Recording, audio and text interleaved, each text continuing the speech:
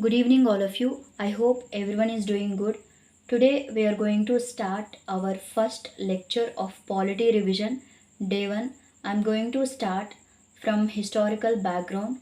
So, if you are comfortable, then just close your eyes and try to understand and try to listen whatever I'm saying. So, this type of learning also will help you a lot to recall the things. If you are watching this video for the first time, it will help you to understand basic things, or if you are watching this video because to revise the things, then try to understand this type of method will help you a lot. So let's start our discussion. So historical background: the British encroachment in Indian affairs started from 1765 in the name of Diwani rights. So British encroachment started from 1765 through the name of Diwani rights. So after the victory in the Battle of Buxar, and post this battle, the East India Company, on top of being a trader, became an administrative body. Earlier it was a trader, then it became administrative body, and the company rule from 1773 to 1858 was followed by the direct rule of the crown rule, which is lasted till 1947. The company rule started from 1773 to 1858. After 1858, direct rule of crown started and it extended up to 1947. Let's try and understand timeline of British India. So, British East India Company formed in 1600, and East India Company acquired first territory in India, in Bombay in 1615, and in 1792 British consolidate control by defeating princes, and in 1857, as we all know, Sipai Mutiny, and 1858 Sipai Mutiny crushed British crown takes over beginning of the Raj, and 1877 Queen Victoria became the Empress of India. So here we have the timeline: 1600 East India Company formed, and 1615 East India Company acquired first territory in Bombay, and 1792 East India Company defeated the princes and consolidated its power, and 1857 is a landmark. Sipai Mutiny. After Sipai Mutiny, 1858, British Crown take over the rule, and 1877 we can see Queen Victoria becomes the Empress of India. So there are so many types of acts: Regulating Act, Pitt's India Act, Charter Act, and Government of India Act. So constitutional acts are of so many types. So first one is Regulating Act 1773, and we can see Pitt's India Act 1784, Amending Act of 1786, and Charter Acts of 1793, 1813, 1833, and 1853, and Government of India Act of 1858, 1919, and 1935. And here we have Indian Council Act as well: Indian Council Act 1861, Indian Council Act 1892, and Indian Council Act 1909. So we are going to discuss each and everything. So first start with the Regulating Act of 1773. So the act was passed because of the following reasons. Some reasons is there, that's why this act was passed by the British Parliament. So what are the reasons? Let's try and understand. Financial distress is there. The company paid 40,000 euros annually to the government to maintain its monopoly, but it had been unable to meet its commitments since 1768. So earlier it was paying 40,000 euros to the British government, but to maintain its monopoly. But because of financial distress from 1768 onwards, it faced so many problems to pay that much of money. That is the one reason, that is financial distress. And in efficient dual system. The dual system was introduced by Robert Clive after the victory of the British in the Battle of Buxar 1764. So dual system is introduced by Robert Clive. It's after Battle of Buxar. It happened in 1764. So this dual system is inefficient. So that is also one of the reason. And poor administration is there. There were many allegations of corruption, and we can see nepotism as well against the company officials. Great Bengal famine of 1770. So why we are saying poor administration? There is a corruption allegations, and nepotism is there, and Great Bengal famine of 1770. So that's why we are saying poor administration. And coming to defeat against Mysore, in a first Anglo-Mysore war, the company forces were defeated by Hyder Ali in the first Anglo-Mysore war. So this is the defeat against Mysore.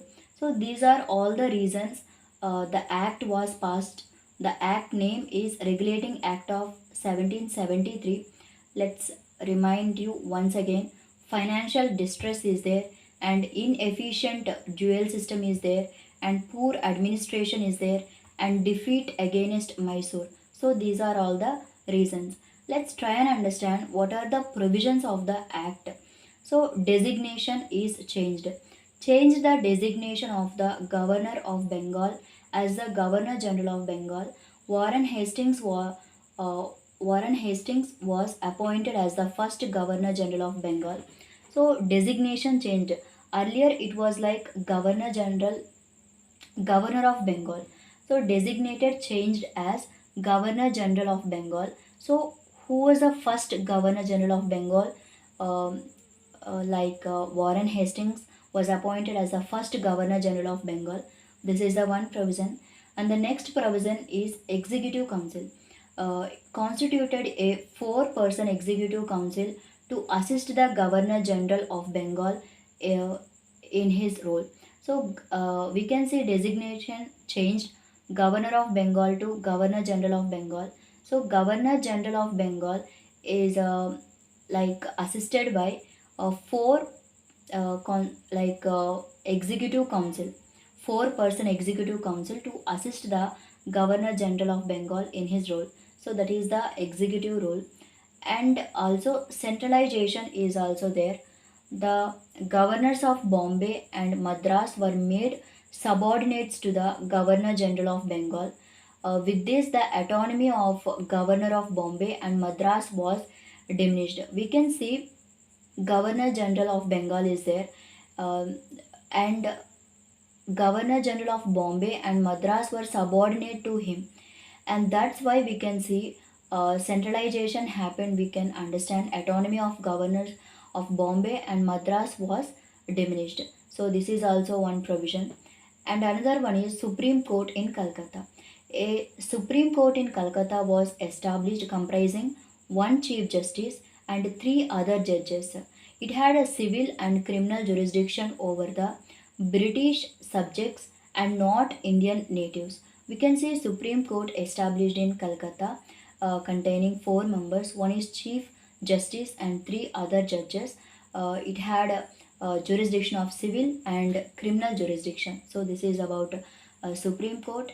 And coming to restriction on private trade, the act barred the officials of the company from engaging in private commerce or receiving bribes and gifts from the native population. We can say not only East India Company and other private members also be in the trade. That's why we can see financial distress and all the situations happen. So restriction on private trade, this is also one of the provision.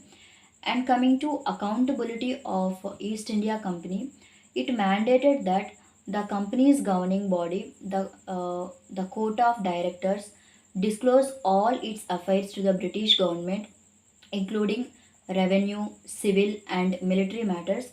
We can see court of directors.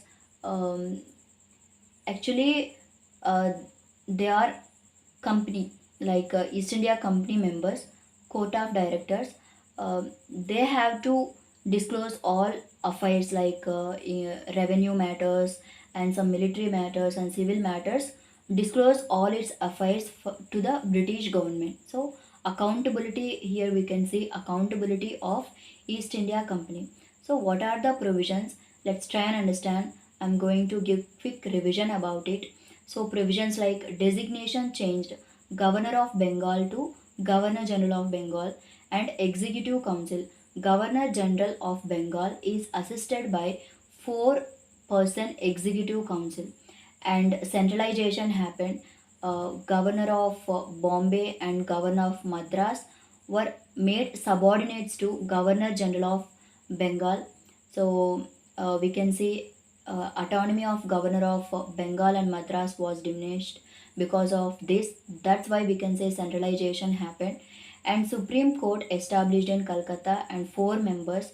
One is Chief Justice and other three other judges, and it can see civil and criminal jurisdiction, and restriction on private trade is there, and accountability of East India Company. East India Company have to disclose all its affairs to the British government.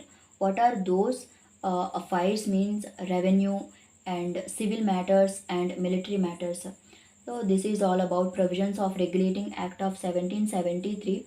And coming to significance of the act, here we can see regulation of company affairs, first step by the British Parliament to control the East India Company. So regulation of company affairs by the British government happened for the first time due to the Regulating Act of 1773. And centralized administration, here we can also see it laid the foundation of centralized administration in India. Centralized administration is there governors of Bombay and Madras were made subordinates to Governor General of Bengal. And and official recognition, for the first time ever, the political and administrative functions of the company in India were officially recognized, political and uh, administrative functions. These are all the features present in significance of the act. Let's remind you once again. Significance of this Regulating Act of 1773 is significant, regulation of company affairs and centralized administration and official recognition as well. And coming to significance is there, then what is the issues with this act? Let's try and understand. No veto power. Governor General didn't have any veto power in the Executive Council. As we know, in Executive Council, four members is there. So in that, Governor General don't have any veto power. Then defined powers. Power of the Supreme Court were not well defined. That is also one issue. And lack of coordination. Governors of Madras and Bombay restrained themselves from following the orders of the Governor General of Bengal. For example, First Anglo-Maratha War, 1775 to 82. So why we are saying lack of coordination? Governor General of Bengal uh, is in superior position, and Governor of Madras and Bombay were made subordinate to Governor General of Bengal. So we can see they lost their autonomy. So definitely they are not happy with that. So that's why lack of coordination between both. There we can see, for example, First Anglo-Maratha War, 1775 to 82. So this is all about Regulating Act of 1773. So I will explain once again, Regulating Act of 1773. Why this act was passed? Because of some reasons. Because of financial distress is there, and inefficient dual system, and poor administration is there, and defeat against Mysore. So what are the provisions? Designation changed, and Executive Council created with the four members, and centralization happened, and Supreme Court formed, and restriction on private trade, and accountability to East India Company. And what is the significance of this act? regulation of company affairs, and centralized administration and official recognition of political and administrative functions of the company in India were officially recognized. And issues with the act: no veto power to Governor General, and defined powers, like powers of the Supreme Court were not well defined, and lack of coordination between governors of Madras and Bombay, and Governor General of Bengal. So this is all about Regulating Act of 1773. I hope you like this video. If you like the video, please subscribe to my channel. Thank you.